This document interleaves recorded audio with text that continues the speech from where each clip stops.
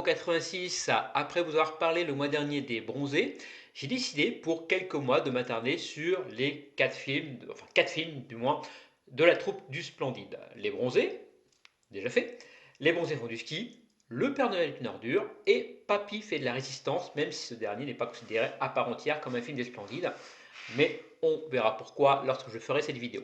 Retour donc aujourd'hui sur le deuxième film de ce collectif, Les Bronzés font du ski. Vous voulez tout savoir sur ce film? Rendez-vous après ceci.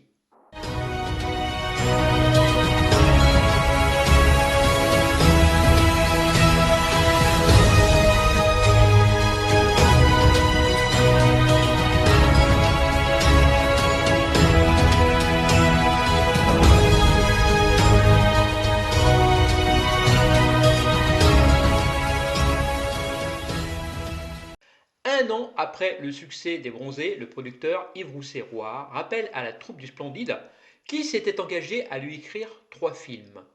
Il demande donc à la troupe d'écrire une suite aux Bronzés. Le problème, c'est que Patrice Lecomte et la bande d'amis ne sont pas du tout intéressés. L'oncle de Christian Clavier leur fait alors miroiter la coquette somme de 650 000 francs afin qu'ils acceptent. Ce qui, comparé aux 10 000 francs qu'ils avaient eu sur le premier Bronzé, est une sacrée augmentation. Les acteurs réticents acceptent. Il faut dire que cette somme leur permettrait de prendre leur indépendance et concrétiser un projet qu'ils ont dans le studio, acheter leur propre théâtre. Ils acceptent donc d'écrire un scénario, mais Michel Blanc, lui, refuse. Il n'est pas convaincu qu'une suite soit une bonne idée, et il pense qu'il y a d'autres pièces bien meilleures du Splendide à adapter à l'écran. Ce désaccord marque le début des embrouilles au sein de la troupe et jettera un froid sur le tournage. Cette fois-ci, fini les aventures en Côte d'Ivoire, la petite troupe souhaite s'attaquer à un autre symbole des loisirs en vogue à la fin des années 70, les sports d'hiver. Patrice Lecomte veut tourner à Megève, mais ça sera finalement Val d'Isère, plus haut en altitude, et donc offrant une période d'enneigement plus longue pour le tournage, qui sera retenue.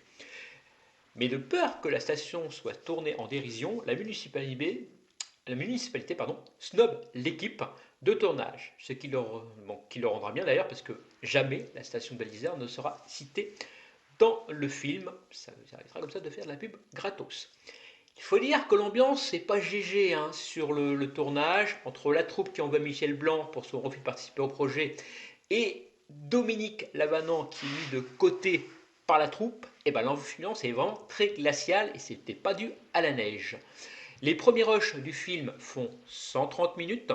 Jugé trop long, Patrice Lecomte coupe donc plusieurs scènes, avec une avec Martin Lamotte en gérant de boîte, et une autre où les acteurs perdus en montagne songent au cannibalisme, mais jugée de trop mauvais goût, elle sera également définitivement coupée au montage. Et après plusieurs mois de tournage, le film sort. Mais les Bronzés font du ski, ça raconte quoi? On est en 1979, à peu près un an après les aventures du premier Bronzé. Le groupe du tourisme du premier volet donc sont devenus amis dans la vie et se retrouvent dans une station de sport d'hiver où Jérôme et Gigi sont désormais mariés et Popeye travaille. Les premiers comme médecin et gérant d'une crêperie et le dernier comme moniteur de ski. Bientôt, Bernard et Nathalie ayant fait fortune, Christian qui débarque avec un homme marié nettement plus âgé qu'elle, puis Jean-Claude Duss qui attend quelqu'un, les rejoignent.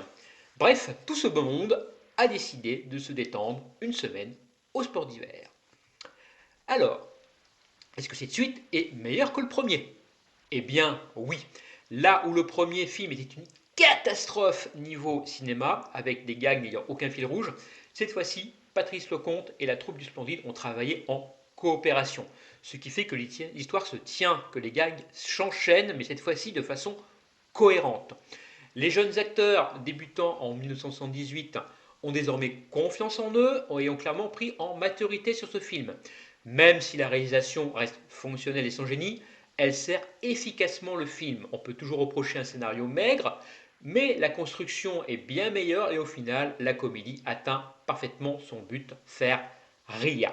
Ce n'est pas toujours très sophistiqué, mais c'est redoutablement efficace. Le film retransmet parfaitement l'atmosphère des stations hivernales des années 70 et les rôles sont plus équilibrés que dans le premier. Malheureusement, le film n'aura pas le succès au cinéma que le premier opus. avec seulement 1,5 million d'entrées, alors que le premier avait fait quasiment 2 fois plus. C'est pour cela que quand on proposa à l'équipe un an plus tard de faire un troisième suite, le Splendide refusera et préférera adapter sa pièce Le Père Noël est une ordure, sur laquelle on reviendra dessus prochainement. Niveau film, la note donc est de 6,7 sur 10 sur Sens Critique, 7,3 sur Captain Watch, notre partenaire.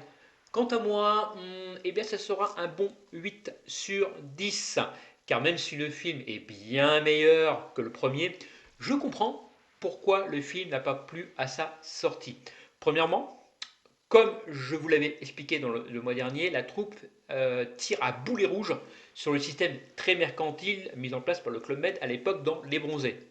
Ici, alors qu'il y aurait à dire sur le côté très commercial des stations d'hiver, surtout à l'époque, c'est une petite critique plutôt amère de la classe bourgeoise qu'on a droit. Et la troupe appuie trop sur le comique de situation et caricature trop justement ces petites bourgeoisies. En effet, pour faire connaître leur mécontentement, le Smallville a fait évoluer de façon drastique leurs personnages. Bernard et Nathalie, jadis couple sympathique et fragile, sont venus des bourgeois aisés aux tendances égoïstes. Popeye, dragueur invétéré, commence lui à douter de son charme. Jérôme est devenu un médecin arrogant et macho délaissant sa femme. Gigi, à l'origine romantique, est devenue tenancière de crêperie gâchant sa vie auprès de Jérôme.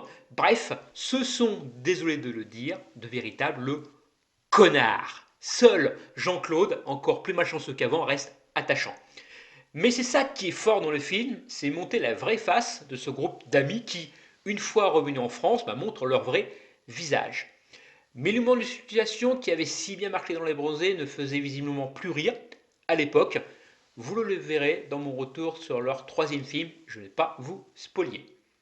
C'est donc grâce à ces multiples rediffs, comme dit plus haut, que le film deviendra une comédie incontournable du cinéma français et que ses répliques deviendront cultes avec le Jouer au pendant sur ma gueule, non, ça ira. Ou encore le Quand te reverrai-je, pays merveilleux. Et bien sûr la scène de l'agneau dans la montagne, au niveau du refuge. Bref, pour moi, Les Bronzés font du ski, c'est un film incontournable de la comédie française, moult fois rediffusé, mais franchement, à chaque fois on se marre en le voyant. Je ne peux que vous conseiller de le voir. J'en ai fini avec ce retour sur Les Bronzés font du ski. Dites-moi en commentaire ce que vous pensez de ce film. Moi, je vous dis à la prochaine. Salut!